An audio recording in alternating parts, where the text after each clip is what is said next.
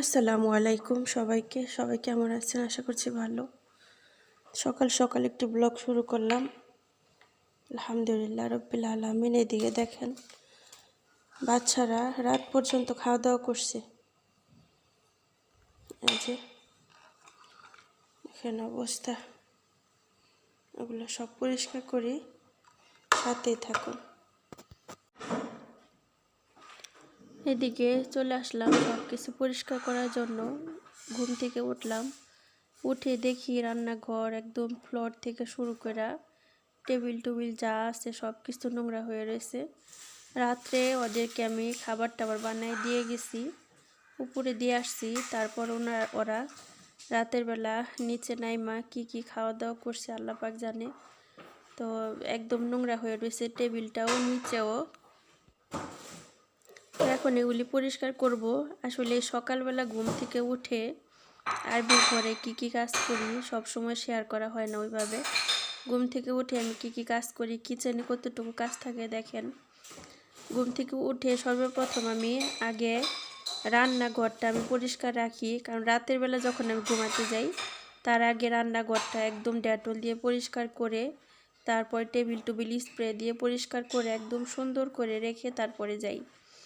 রান্নাঘরটা ময়লা থাকলে কেমন যেন ভাল লাগে না, একদমই বিরক্তকর মনে হয়। তারপরও আমি কি করি, রাতে সুন্দর করে পরিষ্কার করে রাখা তারপরে ঘুমাই। এতে সবাই অনেক পছন্দ করে, আমার নিজের কাছে একটা মনে হয় আমার শান্তিতে ঘুমাতে পারবো এরকম লাগে।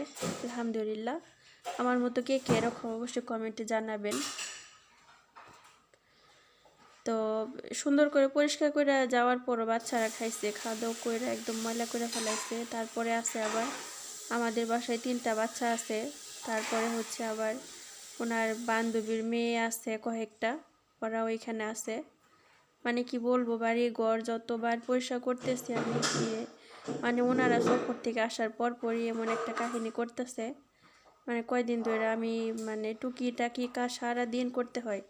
আচ্ছা না, একটু আমি রেস্ট নিলাম, সেটা আসছে একটু বসার সময়টা হচ্ছে নামাজের সময়টা একটু বসতে পারি, যে নামাজ যতক্ষণে পড়ি একটু বৈশা সিজদা দেওয়া, আত্তাহিয়াতু পড়া, এটাই আমার বসার একটা সময়।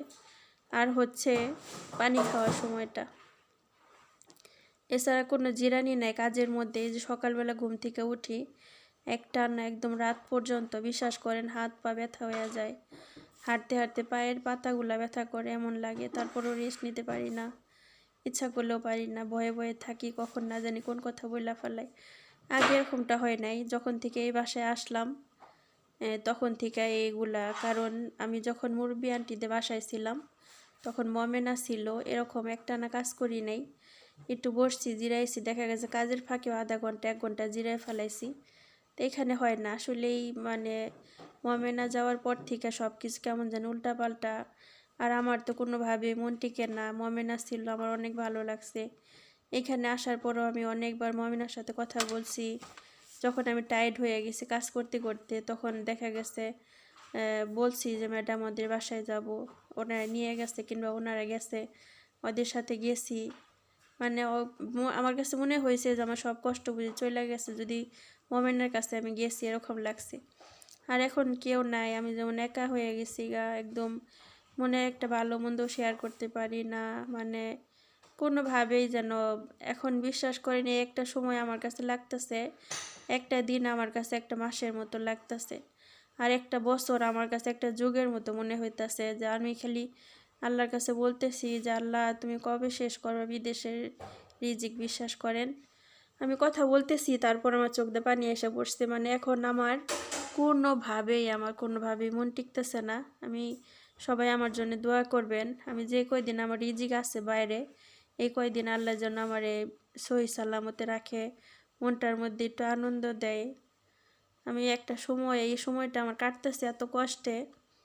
অনেকে বলবেন হয়তো বা যে তোমার এত কষ্ট করতেছো কেন, কে করতে বলছে। আসলে এই টাকা পয়সা এটা কার কতটুকু আছে, কেমন কি আছে, যারটা সেই বোঝে ইনশাআল্লাহ। তো যখন দেশে যাব তখন আপনারা বুঝতে পারবেন যে আসলে রেহানা কেন এত টাইম বাসায় বাইরে ছিল কিংবা কি করছে, এটা সেটা ইনশাআল্লাহ সব আপনাদের সাথে প্রেজেন্ট করব, সামনে দেখতে পারবেন, সবই শেয়ার করব। এখন দূরে থেকে এত কিছু শেয়ার করতে চাই না। ইনশাআল্লাহ যেহেতু আপনারা আমার আরেকটা পরিবার, আরেকটা ফ্যামিলি, ইনশাআল্লাহ চেষ্টা করবো আপনাদের সাথে সুখ দুঃখ ভালো মন্দ শেয়ার করতে।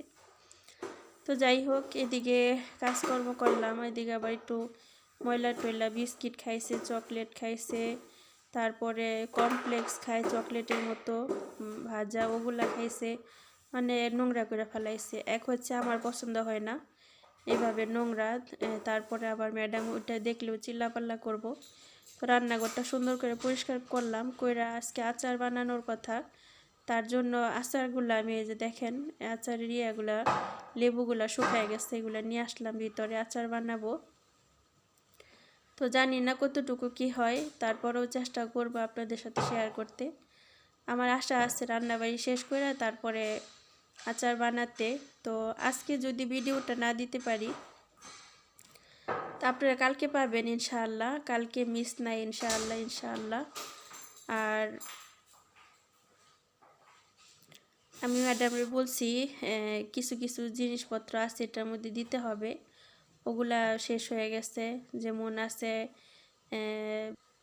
যেমন ভিনেগার আনতে হবে, ভিনেগারটা ইম্পর্টেন্ট, এটাও শেষ হয়ে গেছে। অনেকে ভিনেগার কিন্তু এই মানে সবার শেষে দেয় উপরে। আমার কাছে মানে আচারের মধ্যে ভিনেগার দিতে ভালো লাগে হচ্ছে বাগারের পরপর, যখন আম কিংবা যেটাই আচার বানাই তার পরপর যখন চুলায় থাকা অবস্থায় আমি ভিনেগারটা দিয়ে দিই। অনেকে দেখি লাস্ট টাইমে দিয়ে দেয়, আমার কাছে ভালো লাগে মাঝামাঝিতে দিয়ে তারপর ভিনেগারটা যদি একটু একটু হালকা একটু জাল হয় তাহলে ভালো লাগে। আমি যখন বাংলাদেশে আচার বানাতাম এই সিস্টেমে করতাম, তো এখন তো ম্যাডামের সিস্টেমে করতে হবে, ইনশাল্লাহ আপনাদের সাথে শেয়ার করব। দেখলেন সবগুলো এগুলা নিয়ে আসলাম বাইরে থেকে, লেবু একদম শুকায়া দেখেন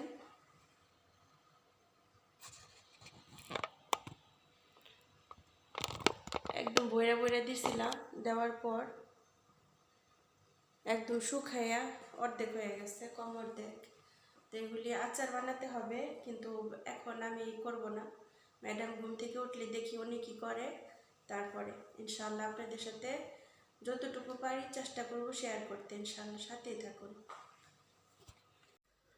তো এদিকে চলে আসলাম, এটা হচ্ছে নোনা মাছ, নোনা মাছটা রান্না করলাম, এটা দিয়ে টক দই তারপরে বিভিন্ন মশলা হালকা পাতলা মশলা দিয়ে রান্না করলাম। আজকে মাছটা একটু বড় বড় রাখছি, আর আজকে তেমন একটা ভাঙে নাই। তো আজকে হালকা পাতলা রান্না ছিল, কালকে যে ভাতগুলা ছিল ওগুলা ওনারা খাবে, আর কিছু রান্না করলাম ইনশাআল্লাহ। তো আজকে আর আচারের রেসিপিটা আপনাদের সাথে শেয়ার করতে পারলাম না, ইনশাআল্লাহ কালকের ভিডিওতে আপনারা 100% পাবেন ইনশাআল্লাহ। আর সবাই প্লিজ, অনেকে অপেক্ষায় আছেন, ইনশাআল্লাহ আমি দিব, সবাই ভিডিওটা দেখবেন। অতি সহজ, একদম পানির মতো সহজ অ্যারাবিয়ান স্টাইলে এই আচার বানানো লেবুর, ইনশাআল্লাহ আপনারা পাবেন। আর কী কী রান্না করলাম শেয়ার করলাম। আপনাদের কাছে আজকের ব্লগটা কেমন লাগলো অবশ্যই কমেন্টে জানাবেন। আর যারা আমার চ্যানেলে নতুন আছেন প্লিজ সবাই আমার চ্যানেলটা সাবস্ক্রাইব করে পাশে থাকবেন, আর বেল বাটন অন করে দিবেন যেন নেক্সট ভিডিও ছাড়ার সাথে সাথে আপনারা পেয়ে যান। আর এখানে চিকেন ফ্রাই করলাম। আর এদিকে দেখেন আমার গাছটা, মাশাআল্লাহ তাবারাকাল্লাহ কত বড় হয়েছে। এই যে এখন একটা সমস্যা হয়ে গেছে, সেটা হয়েছে এই গাছটা আমি কোথায় রাখবো। ম্যাডাম বলতেছে ফালাই দিতে, ফালাইতে অনেক মায়া লাগতেছে, আমি কী করবো বুঝতেছি না। বলতেছে ফালাইয়া দাও, এটা দেখলে ভয় করে। আর ওই দিন তো বলছেই, এখন আবার এই যেটাও পড়ে গেছিলো ওটা নামাই দিছে, ওইটা ফালাই দাও। কী করবো বুঝতেছি না, কই রাখবো এটা, নিজের বাড়ি না ঘর না, কোথায় রাখবো, কয়টা রাখার মতো জায়গা নেই, ফালাই দাও। অনেক বড় হয়েছে মাশাআল্লাহ, লতাগুলো অনেক হয়েছে। এই রান্নাঘরের ক্যামেরা একদম সাদা দেখা যায়, কোনো কিছু ভালো হয় না। এই যে অনেক মায়া লাগতেছে ফালাইতে, আমার অনেক মায়া লাগতেছে। এমন একটা গাছ কে চাইবো ফালাই দিতে, সুবহানাল্লাহ। কই রাখি আমি এটারে।